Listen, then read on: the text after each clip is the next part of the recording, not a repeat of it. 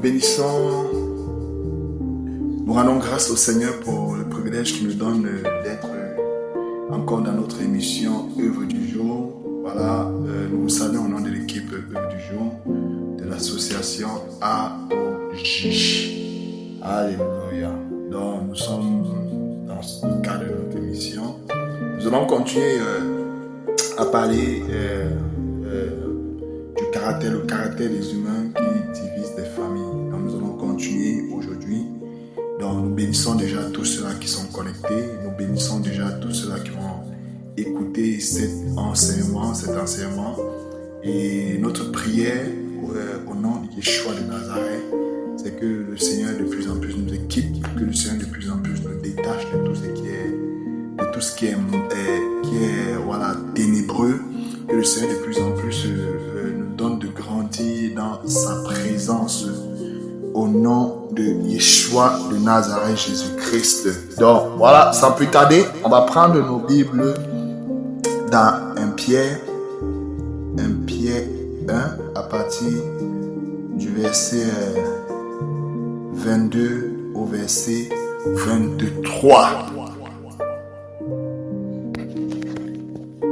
1 Pierre chapitre 1 verset 22 à 23. Là il est écrit: ayant purifié vos âmes en obéissant à la vérité par le Saint-Esprit, afin que vous ayez un amour fraternel qui soit sans hypocrisie. Aimez-vous ardemment les uns les autres d'un cœur pur, puisque vous êtes nés de nouveau, par une sémence non pas corruptible, mais incorruptible, par le moyen de la parole d'Élohim, laquelle vit et demeure éternellement. Amen. Donc, nous bénissons le Seigneur. Ça, c'est une parole digne d'être dit. Amen. Ici, ça, ce sont les propos de Pierre. Voilà. Il dit, ayant purifié vos âmes en obéissant à la vérité par le Saint-Esprit, afin que vous ayez un amour fraternel qui soit sans hypocrisie. Voyez-vous, ça, c'est une recommandation que Pierre, voilà, partageait avec ses auditeurs. Il partageait avec les croyants. Voilà, extension à nous autres. Il nous dit d'avoir un amour fraternel sans hypocrisie. Sans hypocrisie. Donc, voilà, c'est une recommandation que l'apôtre Pierre nous donne. Il nous dit d'avoir un amour fraternel sans hypocrisie. Donc, comme on voyait la dernière fois, lorsque nous visitons des églises, lorsque nous visitons voilà, des assemblées, des regroupements, ce n'est pas toujours ça. L'amour fraternel a de plus en plus disparu. L'amour fraternel, c'est de plus en plus rare de voir des milieux où des hommes s'aiment vraiment. C'est de plus en plus rare. L'amour est de plus en plus rare. C'est pour ces raisons qu'on va continuer à parler du caractère des humains qui divisent les familles. Les caractères des humains qui divisent les familles. Donc, on va prendre notre verset de base de l'autre jour. On est dans 2 Timothée 3, verset 1 au verset 6. 2 Timothée 3, du verset 1 au verset 6. 2 Timothée 3, verset 2 Timothée 3, du verset 1 au verset 6. 2 Timothée 3, verset 1 à 6, là est écrit: mais sache aussi ceci, que dans les derniers jours,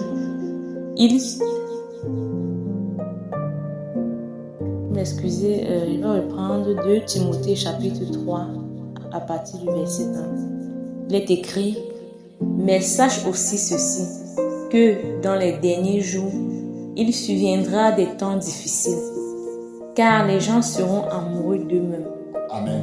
Donc, on va s'arrêter là. La Bible dit en fait dans 2 Timothée 3 à partir du verset 1 au verset 6, on va aller progressivement. La parole nous dit qu'il y aura des temps difficiles. Et la Bible nous donne un caractère qui va de plus en plus être accentué. Un caractère qui va de plus en plus être visible dans ces derniers jours. La parole nous parle car les gens seront amoureux d'eux-mêmes. Et je voulais qu'on s'arrête un peu. Là, Paul parlait à Timothée, il dit, sache aussi, parce qu'on a compris l'autre jour en fait que ce sont des choses que Timothée ne connaissait pas. Et donc l'apôtre Paul était en train de l'avertir pour attirer son attention, justement pour qu'il ne soit pas surpris, pour qu'il ne soit pas étonné de ces choses. Parce que ce sont des choses qui existent bel et bien dans des soi-disant milieux chrétiens, dans des églises. Ce sont des choses qui existent. Et comme je disais tantôt la dernière fois, si tu n'as pas connaissance, bien-aimé, de ces choses, bien-aimé, tu risques de te décourager dans ta marche chrétienne. Tu risques même d'abandonner la foi. Tu risques même de diaboliser, de diaboliser beaucoup de choses. Tu risques de te décourager. Il dit, car les gens seront amoureux d'eux-mêmes. On le voit, de plus en plus des gens sont amoureux d'eux-mêmes. Amoureux d'eux-mêmes. Et c'est quoi être amoureux? Amoureux de soi. C'est quoi? Parce que lorsqu'on parle car des gens seront amoureux d'eux-mêmes, on peut ne pas comprendre le sens. Mais lorsqu'on fait des recherches, on comprend en fait que ce sont des gens qui sont absorbés par leur propre intérêt. Voyez-vous, il y a des personnes comme ça. Tout ce qui peut les absorber dans la vie, c'est leur intérêt. Donc, ils font tout pour avoir le gain. Ils ne font jamais rien pour la gloire du Seigneur. Vous allez voir, dans la plupart des milieux chrétiens, même des soi-disant pasteurs, apôtres, prophètes, ils se mettent à vendre de l'huile, ils vendent même de l'eau, ils vendent même de sel, ils vendent tout ce qu'ils ont. Voyez-vous, alors que la Bible nous dit, vous avez reçu gratuitement, donné gratuitement. Nous allons continuer. Et nous sommes au verset 2 de 2 Timothée chapitre 3. Car les gens seront amoureux d'eux-mêmes, aimant l'argent, fanfarons, orgueilleux, blasphémateurs, rebelles à leurs parents, ingrats, sans religion, sans affection naturelle, sans fidélité, calomniateurs, sans autocontrôle, cruels, opposés à la bonté et aux hommes bons, traîtres, téméraires, enflés d'orgueil, amis de la volupté plutôt qu'amis d'Élohim, ayant l'apparence de la piété, mais en ayant renié la force. Éloigne-toi donc de ces gens. Amen. Amen. Donc, on va continuer. On a vu que, en fait, le caractère des humains qui divise les familles, il y a quoi? Des gens seront amoureux d'eux-mêmes. Et la Bible va suivre en disant quoi? Ils seront quoi? Fanfarons. Et l'action peut se poser, mais qu'est-ce que cela signifie, être fanfaron? Ce sont des personnes, un fanfaron, ce sont des personnes qui se vendent avec exagération. Avec exagération. Ce sont des personnes qui se vendent. Et on le voit de plus en plus dans beaucoup de milieux. Des fanfarons. Et la Bible a dit quoi? Il va suivre en disant quoi? Aimant l'argent. Ici, quand Paul parle, il n'est pas en train de s'adresser aux païens. Ce sont des personnes qui sont infiltrées au milieu des chrétiens. La Bible dit que aimant l'argent, quelqu'un qui aime l'argent, c'est quelqu'un qui est cupide. Et comme on était en train de dire, vous allez voir, ces personnes qui aiment l'argent, ils finissent même par vendre, ils finissent par vendre, ils vendent la gloire, ils vendent tout pour se faire de l'argent. Vous allez voir dans notre siècle aujourd'hui, tu ne peux pas te dire être serviteur du Seigneur et ne pas avoir l'argent. quand tu te dis, quand on te reconnaît comme serviteur, on ne te voit pas rouler dans des grosses berlines, dans des grosses voitures, dans des 4, je sais pas. Voilà, on ne te considère pas. Parce que c'est une génération où les hommes de Dieu ont toujours abondamment de l'argent. Voyez-vous? Et la Bible nous dit quoi? Aimant l'argent. Voyez-vous? Aimant l'argent, c'est la cupidité. On le voit dans beaucoup de milieux. C'est la cupidité qu'on prône. Des personnes vendent tout. Ils vendent de l'eau bénie, ils vendent du sel, ils vendent tout. Bien aimé. Et la Bible continue à dire quoi? Orgueilleux. L'orgueil. Voyez-vous? L'orgueil, bien aimé, l'orgueil est de plus en plus répandu dans plein de vies. Parce que l'orgueil, c'est quelque chose, c'est quelque chose de terrible, l'orgueil. Il y a des personnes qui vont dire que non,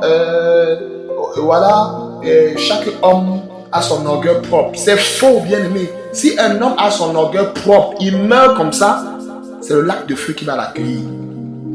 Le Seigneur demande aux hommes d'être humbles. D'être humble. S'il n'y a pas l'humilité, bien aimé, on n'entrera pas dans le ciel. Mais la Bible nous dit, bien aimé, la Bible nous parle de l'orgueil. On le voit de plus en plus. Des hommes sont devenus tellement orgueilleux. Orgueilleux. Un orgueil, c'est celui qui se montre au-dessus des autres. Voilà. Il se voit toujours au-dessus des autres. Il se montre toujours au-dessus des autres. Et c'est même souvent entraîné par le mépris.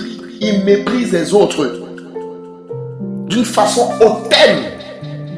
Voilà, c'est ça l'orgueil, bien aimé. Et c'est quelque chose, bien aimé, qui est maintenant de plus en plus, vulgaire. Vous ne pouvez plus voir un serviteur d'Élohim qui sert le Seigneur dans l'humilité. C'est de plus en plus rare. C'est de plus en plus rare. C'est de plus en plus rare, bien aimé. Et la Bible nous dit quoi? Rebelles à leurs parents. Comme on disait la fois dernière, la rébellion. Rebelles à qui? À leurs parents. Nous assistons aujourd'hui à une jeunesse qui n'écoute plus ses parents. Vous allez voir même beaucoup. Ils sont capables de se marier, d'aller se marier sans que leur père et leur mère ne soient à leur mariage. Et ils voient ça, c'est normal pour eux. Voyez-vous, c'est la génération dans laquelle nous sommes. Alors que la Bible nous dit que c'est le père qui marie sa fille. On voit aujourd'hui des jeunes qui prennent l'engagement d'aller se marier sans que leurs parents ne soient pas là. Leurs parents, ne soient pas là pour assister à leur mariage. Vraiment, c'est devenu compliqué, bien aimé. Et la Bible nous parle de l'ingrat. Ingrat, bien aimé, qui n'a pas de reconnaissance, qui ne tient pas compte des bienfaits qu'il a reçus. Vous pouvez aider quelqu'un, vous pouvez aider quelqu'un financièrement, vous pouvez aider quelqu'un. Mais ces personnes restent toujours ingrats. Ingrats. Voyez-vous, ce sont des choses dont Paul a averti Timothée. Et nous sommes en plein dedans. Et bien aimé, je vous rassure, si nous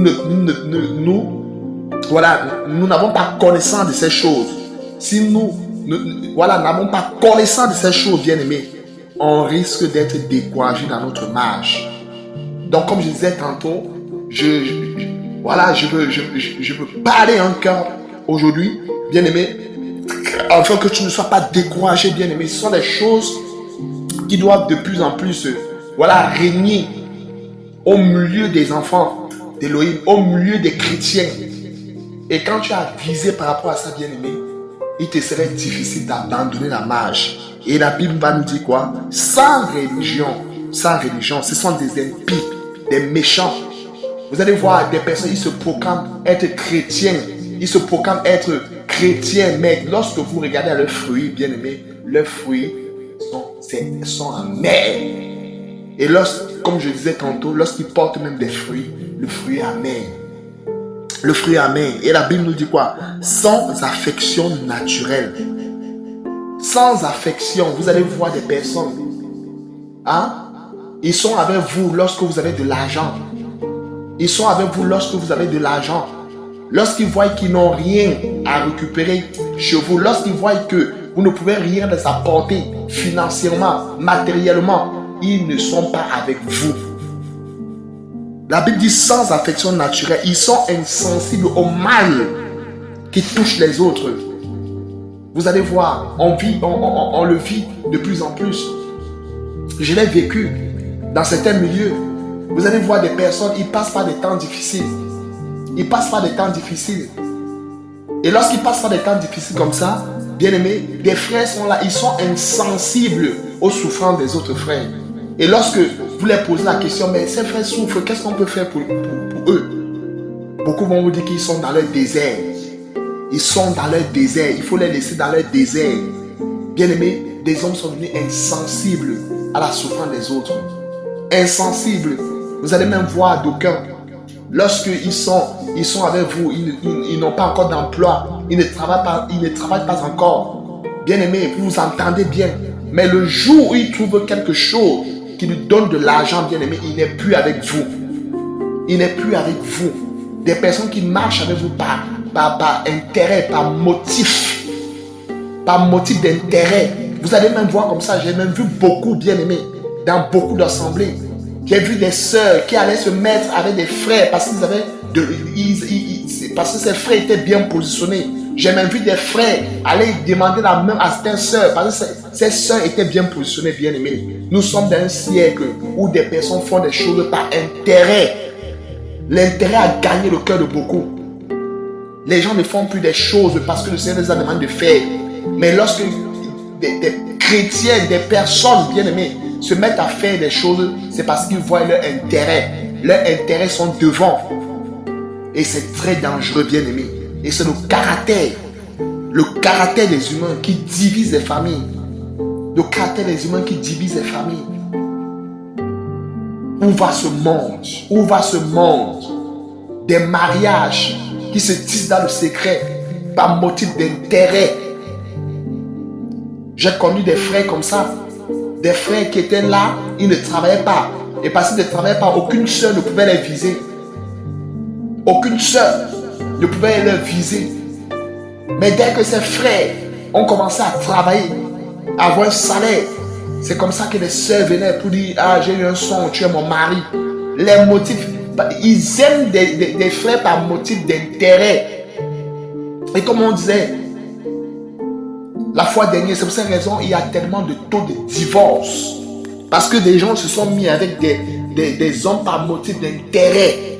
Par motif d'intérêt, bien aimé. On ne peut pas tromper Elohim, on ne peut pas tromper le Créateur. La parole dit que ce qu'un homme aura sémé, il le moissonnera, bien aimé. On ne peut pas se mettre avec un frère, on ne peut pas épouser un frère parce que ce frère a beaucoup d'argent. Non. Bien aimé, Jésus nous a aimés. Il nous a aimés lorsqu'on était encore dans la boue, bien aimé. Il nous a aimés lorsqu'on était encore dans nos péchés.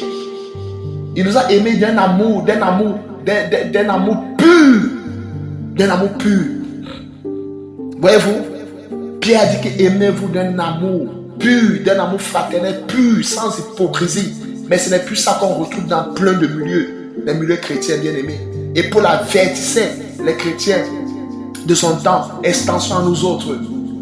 Un amour sans hypocrisie. Est-ce que c'est encore ça? Est-ce que c'est encore ça?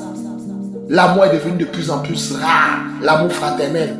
L'amour fraternel, bien aimé. Oh, que le Seigneur nous aide. Que le Seigneur nous aide, bien aimé. Nous sommes dans un temps où nous devons de plus en plus crier. Crier au Seigneur. Que le Seigneur vienne nous aider.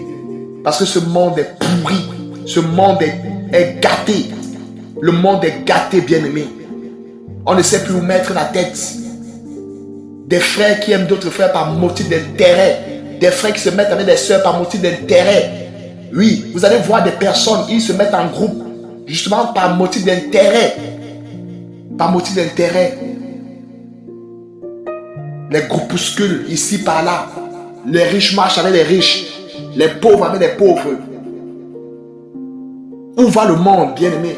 La mise en pratique de la parole est de plus en plus rare. Vous allez voir des personnes qui écoutent la parole midi, matin, soir. Ils sont dans la joie, mais il n'y a aucun changement. Il n'y a aucun changement. Bien aimé, justement parce qu'ils n'ont pas reçu la bonne sémence. La sémence de la vie. La sémence de Yeshua de Nazareth. Oui, ils n'ont pas reçu la bonne sémence. Et la Bible va continuer à dire dans le livre de 2 Timothée 3, à partir du verset 1, en descendant, la Bible va dire que ces gens sont quoi? Sans affection naturelle. On a dit que sans affection naturelle, insensibles au mal qui touche les autres. Sans loyauté. Sans loyauté, ils ne sont pas loyaux. Des personnes qui ne sont pas fidèles à leurs engagements. Vous allez voir des personnes qui prennent des engagements, ils n'honorent pas les engagements. Ils n'honorent pas les engagements. Ils prennent des engagements avec le Seigneur. Après, ils sont les premiers à les briser. Vous allez voir le taux d'impudicité, le taux de mal est de plus en plus croissant dans les milieux chrétiens. Vous allez voir des hommes, des soi-disant prédicateurs qui sortent avec des fidèles. Oui, qui couchent avec des fidèles. Il n'y a plus la crainte, bien aimé. C'est devenu du n'importe quoi. On ne sait plus où mettre la tête. La Bible va continuer à dire calomniateur, calomniateur. Voyez, nous pouvons assister cela sur YouTube, sur Facebook, sur des réseaux bien aimés. Des hommes sont devenus des agents de la calomnie. Agents de la calomnie. Et qu'est-ce qu'un calomniateur? C'est justement quelqu'un qui porte des accusations mensongères. Vous allez voir un homme qui s'élève et qui commence à mentir sur notre serviteur. Et si vous ne connaissez pas ce serviteur, bien aimé, vous allez gober. Bien aimé, vous allez gober ces choses. Voilà ce qu'on retrouve. Vous entrez dans Facebook, dans YouTube, vous ne pouvez plus écouter un enseignement qui parle de Yeshua de Nazareth, de Jésus. Vous entendez seulement la calomnie, bien aimé. La calomnie, c'est le monde dans lequel nous trouvons. Et lorsque vous voyez cela, vous voyez des kilos de vues, des millions de vues. Les hommes aiment la calomnie, mais les hommes n'aiment plus l'enseignement. Ils n'aiment plus l'enseignement. Sans autocontrôle, il n'y a pas de maîtrise, bien aimé. La maîtrise de soi, il n'y en a plus. Ils sont prêts à coucher avec des femmes, par-ci, par-là, dans leur assemblée. Oui, il n'y a plus la maîtrise. Alors que Paul lui-même disait, je tiens ma chair assujettie, de peur de prêcher et d'être moi-même disqualifié après avoir prêché. Et Paul tenait sa chair assujettie. C'est un enseignement pour nous. En tant que prédicateur, en tant qu'homme d'Élohim, en tant que serviteur de Yahweh bien-aimé, nous devons tenir notre chair assujettie, bien-aimé. Nous devons tenir la chair assujettie. Nous efforcer à tenir la chair assujettie. Oui, bien-aimé, afin de ne pas briser notre couple, bien-aimé, par l'infidélité. L'infidélité. Des hommes sont devenus infidèles. L'infidélité est de plus en plus exaltée. Vous allez voir, lorsque vous suivez les médias, des hommes qui se mettent à épouser 4 femmes. Et le monde trouve ça normal. Il dit qu'il n'y a pas de scandale pour un homme qui épouse 4 femmes. Mais il y a un scandale lorsqu'un homme épouse un homme. Oui, c'est vrai.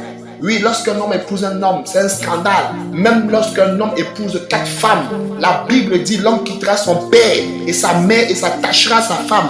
Ils ne feront qu'une seule chair. La Bible ne dit pas que l'homme quittera son père et sa mère et s'attachera à ses femmes. Voyez-vous? Certains vont dire j'ai l'onction salomonique, j'ai l'onction davidique. Bien aimé, c'est du n'importe quoi. Du n'importe quoi. Le Seigneur n'est plus vénéré, le Seigneur n'est plus élevé, le Seigneur n'est plus bien magnifié, bien aimé. Le Seigneur n'est plus magnifié. Et la parole nous dit quoi? Cruel. Cruel. Voilà, la cruauté. On rencontre ça dans les milieux. Des hommes qui se plaisent à faire le mal, à voir des autres souffrir. Vous allez voir des hommes comme ça. Ils aiment quand les gens sont en train de souffrir. Ils aiment quand les hommes souffrent. Oh Seigneur, aide-nous. Aide-nous. Ils ne sont plus des sujets de bénédiction pour beaucoup. Ils aiment quand les gens souffrent.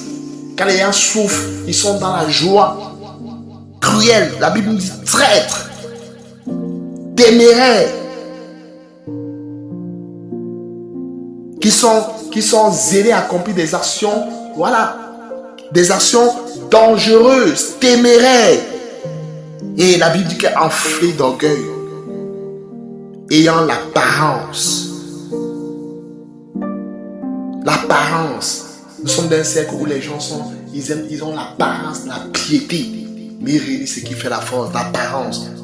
Et que lorsqu'on parle de l'apparence, on voit l'église de Laodicée. On va un peu lire, ma soeur, l'église de Laodicée, qui était dans l'apparence. On est dans Apocalypse. Apocalypse. L'église de Laodicée. Cette église qui se disait être riche. Cette église se disait être riche. Mais elle était dans l'apparence, bien aimé.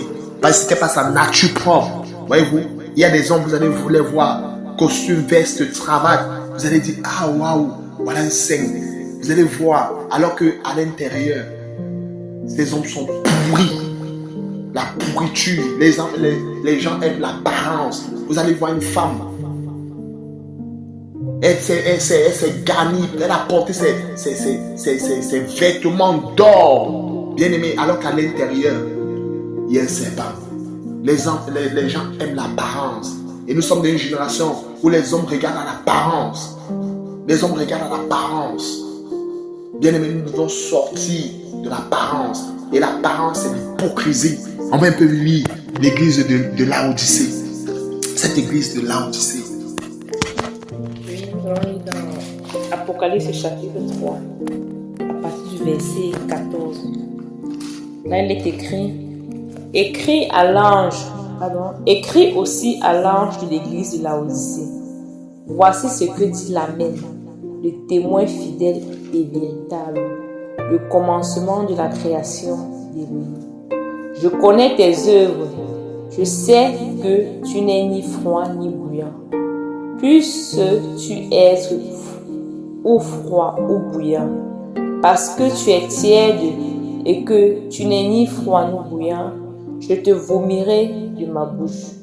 Car tu dis, je suis riche, abondant en ressources matérielles. Je n'ai besoin de rien, mais tu ne sais pas que tu es malheureux, misérable, pauvre, aveugle et nu. Je te conseille d'acheter de moi de l'or éprouvé par le feu, afin que tu deviennes riche, et des vêtements blancs afin que tu sois revêtu, et que la honte de ta nudité ne passe pas, et un collier pour oindre tes yeux afin que tu voies. Moi, je reprends et je châtie tout ce que j'aime. Aie donc du zèle et répands-toi. Amen. Amen. Voyez-vous, la parole nous parle de cette église de Laodicée. Cette église qui était dans l'apparence. Et on parlait aujourd'hui des familles. Vous allez voir des couples. Lorsque vous les voyez à l'extérieur avec des grosses voitures, des grosses berlines, vous allez dire, waouh, quel couple nerveux. Mais à l'intérieur, bien aimé, c'est la pourriture. Ils pleurent dans leur couple. Vous allez voir des personnes comme ça là. Ils sont dans leur couple. Des hommes, ils couchent avec leur maman. Des femmes, ils couchent avec leur patron. Et lorsque vous les voyez de l'extérieur, vous dites, oh, quelle femme bien aimée. C'est gâté de l'intérieur. C'est gâté de l'intérieur. C'est l'apparence bien aimée. Ils sont comme cette église de Laodicée. Qui se disait riche. Mais lorsque le Seigneur voyait cette église de Laodicée, qu'est-ce que le Seigneur voyait? Le Seigneur voyait quoi? La nudité. Le Seigneur voyait quoi? Car tu dis, je suis riche, je suis dans l'abondance, je n'ai besoin de rien, mais tu ne sais pas que tu es malheureux. Quand le Seigneur voyait l'église de Laodicée, il voyait quoi? Que l'église de Laodicée était malheureux. Et que quoi? Elle était quoi? Misérable. Elle était comment encore? Pauvre, aveugle et nue. Voyez-vous, les hommes de notre génération, bien aimés, vous allez les voir costumes, des beaux vêtements. Mais quand le Seigneur voit ça, le Seigneur voit quoi? Que ces hommes sont aveugles, nus, pauvres, misérables et malheureux. Malheureux, bien-aimés. C'est pour cette raison, bien-aimés, il est temps que nous ne fions plus à l'apparence. Parce que celui qui regarde à l'apparence sera chaque fois béni. Celui qui regarde à l'apparence sera chaque fois béni. C'est pour cette raison, quand Yeshua de Nazareth, lorsqu'il était sur la terre, quand la foule l'entourait, il disait, je connais mon cœur. Le Seigneur connaît le cœur des hommes. Et nous sommes dans une génération où beaucoup ne regardent le cœur, mais beaucoup regardent à l'apparence. Et pour ces raisons, chaque fois, ils sont de plus en plus déçus par des hommes. Ah, c'était mon frère de gloire. Ah, c'était ma soeur de gloire. Mais comment ces choses-là c'est passé? Mais la personne n'a jamais reçu la sémence de la vérité. La personne n'a jamais reçu la sémence de la vérité. Et j'aime Paul. Et Paul va donner une recommandation, bien aimé. Dans 1 Timothée 3, à partir du verset 5. Il va insister dessus. 1 Timothée 3, à partir du verset 5. Voyez-vous, lorsque vous constatez des caractères comme ça, bien aimé, il y a une solution que l'apôtre Paul a donnée à Timothée. 2 Timothée 3, à partir du verset 5. 2 Timothée 3, à partir du verset 5. 2 Timothée 3, verset 5. Là, il est écrit, je lis au nom du Seigneur. Ayant l'apparence de la piété, mais en ayant renié la force. Éloigne-toi donc de tels gens. Amen. Amen. Amen. Amen. La Bible est claire. Paul dit à Timothée, si tu as constaté des caractères de telle sorte, quel caractère, si tu as trouvé le milieu où tu te trouves, des gens sont amoureux d'eux-mêmes, fanfarons, aimant l'argent, orgueilleux, rebelles à leurs parents, ingrats, sans religion, sans affection naturelle, sans loyauté, calomniateurs, sans autocontrôle, cruel, frères, téméraires, enflés d'orgueil, ayant l'apparence de la piété. Paul dit à Timothée, éloigne-toi de ces gens. Tu m'écoutes aujourd'hui et dans le milieu où tu te trouves, les caractères que nous venons de citer répondent à ce milieu. Et tu t'es déjà posé la question, que dois-je faire? Que dois-je faire? Et les saintes écritures nous répondent. Paul dit à Timothée, lorsque tu as constaté de telles choses, la solution, c'est de t'éloigner de ces gens. Il n'y a pas deux solutions. La solution, ce n'est pas de rester dans de tels milieux pour dire non, je vais sauver les âmes qui sont aussi là-bas. Je veux aussi prêcher aux âmes qui sont aussi là-bas, afin qu'ils sortent. Non. Si tu as constaté de tels comportements, la Bible est claire. Éloigne-toi de ces gens. Éloigne-toi, bien-aimé. Vous savez, la séparation est biblique. Mais nous sommes dans une génération où les gens sont dans le sentiment. Ils n'aiment plus la séparation.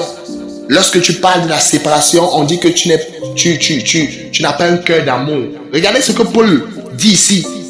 Il dit, si vous constatez de tels caractères au milieu de vous, si vous avez des personnes qui vivent dans de tels caractères, la solution, c'est de s'éloigner d'eux. Et lorsqu'on regarde le grec, ce mot éloigner veut dire apotrepo, qui signifie se détourner, fuir, éviter de telles personnes. Donc ça veut dire que si vous êtes dans de tels milieux où des personnes des caractères, voyez-vous, ténébreuses, des caractères, bien aimés, qui ne glorifient pas le Seigneur, la Bible dit ceci: éloignez-vous de tels hommes. Donc fuis. J'aime souvent un homme d'Élohim qui dit, porte tes jambes et cours. Porte tes jambes et cours. Ça peut faire mal la séparation, mais c'est bénéfique pour nous. À un moment donné, j'ai vécu la séparation. Ça a été bénéfique pour moi. Si je n'acceptais pas me séparer, c'est que je suis déjà mort spirituellement. Il y a des moments où, bien aimé, tu dois te séparer. Oui, il y a des moments où tu dois te séparer pour garder la paix avec ton Dieu, ton Elohim, ton Eloah. Il y a des personnes qui cherchent des solutions, la solution par rapport aux soucis, aux problèmes dans lesquels ils sont. Parfois, la solution, c'est la séparation. Beaucoup ne le savent pas. La solution, dans certaines situations, c'est la séparation. On a vu le cas d'Abraham avec Lot. Ce n'était pas des ennemis. Mais pour que Abraham puisse rester dans l'harmonie, bien-aimé, il a fallu qu'il se sépare avec Lot. Il y a beaucoup bien-aimés qui sont avec des Lot. Et la solution, ce n'est pas de caresser de caresser ces choses. Mais la solution, c'est de se séparer. C'est de se séparer. Et peut-être tu m'écoutes et tu te rends compte que c'est comme vient de citer, ce sont des caractères que tu manifestes chaque fois. Bien-aimé, comme le Seigneur pouvait dire à l'église de Laodicée, repens-toi. Repens-toi. Bien-aimé, si nous avons de tels caractères, bien-aimé, on ne peut pas hériter du royaume des cieux. C'est pour cette raison, à chaque fois, le Seigneur nous appelle à la repentance, bien-aimé. Un enfant d'Élohim, un enfant du Seigneur ne doit pas être orgueilleux. La Bible dit que humiliez-vous sur la puissante main de Yahweh. Il vous élèvera au temps convenable. Il faut qu'il croisse et que je diminue. Bien-aimé, le Seigneur doit croître et nous devons diminuer, bien-aimé. Et comme on était en train de dire, bien-aimé, on ne vit plus la gloire du Seigneur dans nos familles. On ne vit plus la gloire du Seigneur dans nos couples. Justement parce qu'on refuse l'humilité. Les hommes ne veulent plus s'humilier pour que le Seigneur les élève. Les hommes ne veulent plus s'humilier. Il n'y a plus l'humilité. Il n'y a plus l'humilité, bien-aimé. On va continuer. La Bible dit que éloigne-toi de ces gens-là. C'est sans négociation. Paul dit à Timothée, tu constates de tels caractères, ce que tu dois faire, tu dois t'éloigner.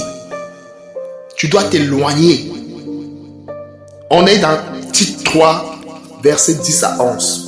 On va le lire. Tite 3, verset 10 à 11. Tu peux m'aider dans la lecture, ma soeur. Tite 3, verset 10 à 11.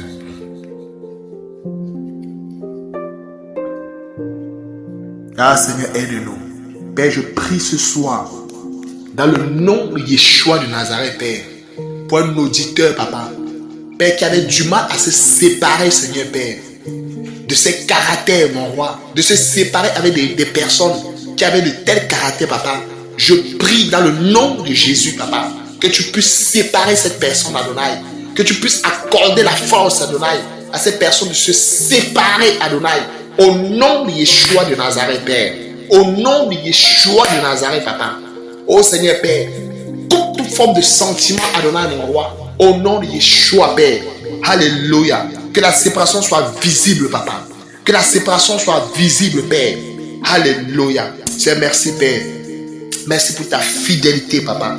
Merci pour ta fidélité, Seigneur, Père. Merci pour ta puissance, Seigneur, Papa.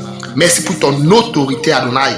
Oh, Père, les mauvaises compagnies corrompent les bonnes mœurs. Lorsque tu marches avec une compagnie bien-aimée qui ne met pas la parole du Seigneur en pratique, bien-aimé, si tu ne veilles pas toi-même, tu vas copier la même chose. Lorsque tu constates que tu avais une compagnie qui ne te pousse pas à aimer le Seigneur, mais qui te pousse plutôt à pratiquer les œuvres des ténèbres, à calomnier son prochain, bien-aimé, la solution c'est de se séparer. Oui, nous vous disons ce que nous faisons. Lorsque nous constatons qu'une compagnie, bien-aimée, n'est plus là pour nous donner d'avancer dans le Seigneur, pour nous encourager la sainteté, ce que nous faisons, nous nous séparons, bien-aimés. La séparation est biblique. Je prie que le Seigneur endurcisse ton front au nom de Yeshua. Je prie que le Seigneur t'accorde ce caractère afin que tu puisses te séparer avec des personnes qui ne craignent pas le Seigneur. Au nom de Yeshua de Nazareth. Nous sommes dans 1 Timothée, Tite 3, verset 10 à 11. Tite 3, verset 10 à 11. il est écrit: évite l'homme hérétique. Après un premier et un second avertissement, sachant qu'un homme de cette espèce est perverti et qu'il pêche en se condamnant lui-même. Amen. Amen. La parole est claire. Quoi? Évite l'homme qui hérétique. La Bible ne dit pas que non, manage-le. La Bible dit que évite l'homme hérétique.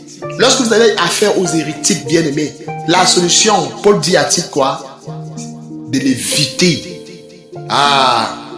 On a toujours cru que non, on doit toujours être en confrontation avec les hérétiques. Bien-aimé, Paul dit à titre évite. Alléluia. J'aime la parole, bien-aimé. J'aime la parole. Dans d'autres versions, la Bible dit que éloigne de toi après un premier et un second avertissement. Donc, lorsque tu as en face de toi un homme hérétique, ce que tu as fait, c'est de l'avertir. C'est de l'avertir. Et s'il n'écoute pas ton avertissement, bien-aimé, tu t'éloignes de lui. Et la Bible dit quoi? Et